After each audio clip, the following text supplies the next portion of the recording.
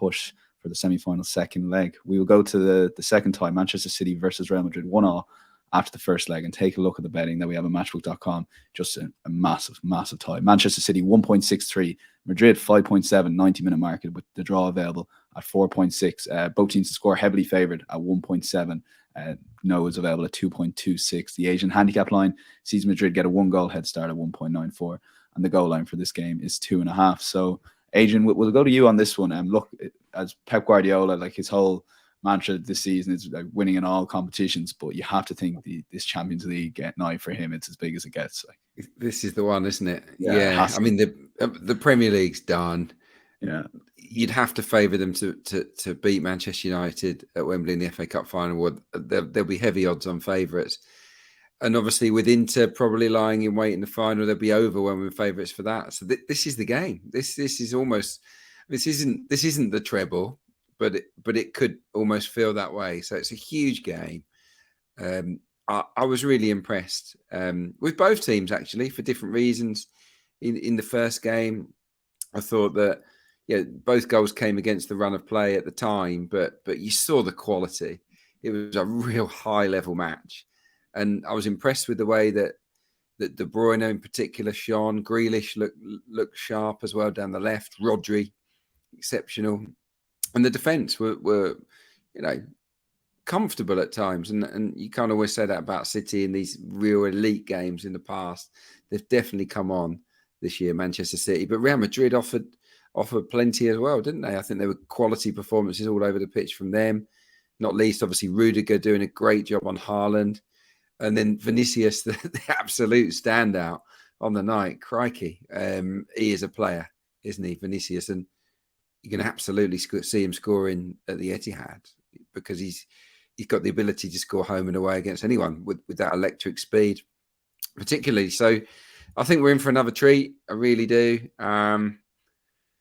City will go for it. They're at home. They always do.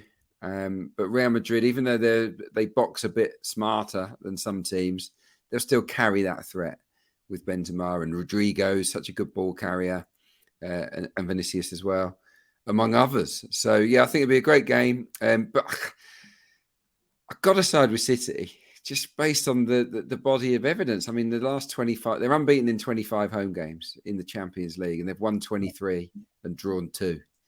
I mean, you can't argue with that record, can you?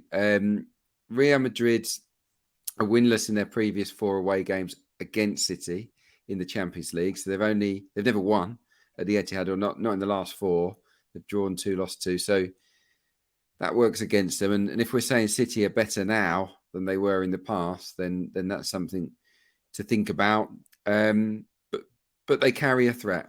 Real, and I was looking at their games across this season as a whole, all competitions, 56 matches, they've scored in 51. So they're used to scoring, and I think they can score in the game. But I do believe that Manchester City have got it within them to outscore them. And they're not super tight at the back, are they? They seem to give you a goal every now and again, Manchester City. I was looking at their home games again across all competitions.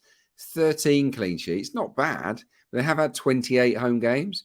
They've actually been more non-clean sheets than clean sheets. And when you consider they're up against a team that scored 5 at Anfield and that absolutely love the Champions League, then you can absolutely make a case for City conceding here. So for me, I think they'll just get through, but it'll be a really evenly contested, exciting match where both teams score.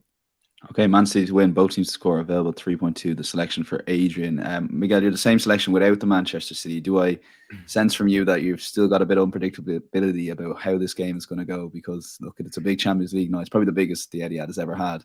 And for Pep Guardiola, again, it's everything this Champions League, particularly the run he's had over the last few years. Yeah, there was a lot about the first leg that surprised me, I have to say, especially with how it evolved from last year's game, where obviously, I mean, throughout that, City were the better team. They should really have won it comfortably. It was obviously turned around in a dramatic fashion.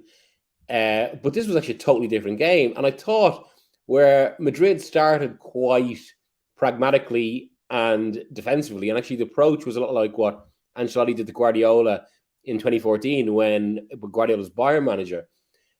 after they got that goal to Vinicius, which for me is one of the moments of the season, although De Bruyne's came quite close, must be said. Madrid kind of went up a level, and there was 20 minutes, ironically, just before it was De Bruyne's goal, which is where the pattern of this game was quite mirrored, and that both goals kind of came against the run of play. But I thought Madrid's control over that 20 minutes was superior to what City's had been before. I felt like more cutting. They really should have killed the game. And it's for all that I think this is much closer to 50-50 than I would have had it in the build-up. Madrid, obviously City are the home team now, but if there's one team that won't be cowed by that, it's Madrid. We've already seen what they did at Anfield earlier this season. And I am really unsure what way this is going to go, other than I think this is going to be... the other element that maybe surprised me, actually, about the first leg was how, in contrast to last year, it was much more... Adrian referred to it at a high level there, and that's what it was, but it also meant there was kind of higher level constraints as well. It wasn't as open a game. So it's surprised it was low scoring. I do think, kind of, given this is a decider, this is, as has been saying, almost the season's final in some respects. It will become more open. And I just think the only thing I can say for certain, really, or the only thing I think is likely to happen, is that both teams will score. And it could be 1-1 again, could be extra time. But I'm just not quite as bullish about City as the lads. And I actually think as well, there's been... this is remarkable given to say this about a team that's on the winning run they have been in the Premier League, with Madrid's draw disrupting it. But there's just been a very slight drop-off with City in the last 2-3 weeks. And I think that would actually stand to reason with how Guardiola conditions these teams, where the physical program is usually designed to get them to peak in November, December, and then March, April. With that usually enough to get the job done. But there's been that slight drop-off lately, and I wonder, does that make them a little bit more vulnerable? But again, I wouldn't be speaking with certainty about who's going to win it, I think. Yeah, interesting. And you mentioned that not as confident as the guys, and Mark's selection is including Manchester City. Mark, do you share those concerns, and do the numbers sort of back up maybe City's drop-off the last few weeks? Because on the eye test, the first 30 minutes against Everton weren't good. Obviously, they get the goal and the game's over. Against Fulham, they let them back into the game. Is there things for Madrid to kind of look into those couple of games that we can get joy here, even though it matches at the Etihad? Of course, yeah. As Miguel pointed out, they've not been great, but that's largely been in the Premier League in matches they're expected to win. And I've almost felt like they've gone into those fixtures with a mentality of let's win this match and move on to the next challenge, irrespective of the style or how we go about it. It's just a case of we need to win this fixture and then we'll move on to the next challenge. And in terms of a weakness, Adrian talked about it in terms of clean sheets. City will try and look to control the fixture, try and control the tempo, but they are always susceptible to a goal or two at the back, regardless of who's there or how they're performing. I think that's been the case for quite some time, actually. And if you look at their clean sheets record since the World Cup, it's not been that pretty for a team who you associate with dominating matches. And actually, if you look at the Premier League as a whole, look at the amount of games BTTS has landed in Man City matches. I think it's up there as being the second or third most popular in the league, which is quite surprising, really. But echo all the things the guys have said.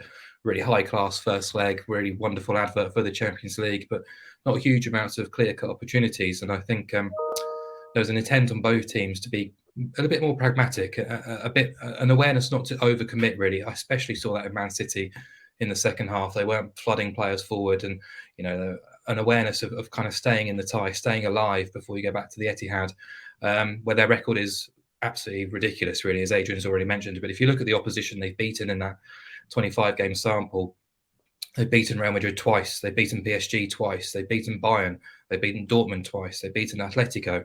They've beaten basically all the biggest guns in this competition, the highest rated sides in Europe. And a lot of the times they've done it in style as well, quite impressively too. So with Real Madrid, obviously huge respect for what they're able to bring here.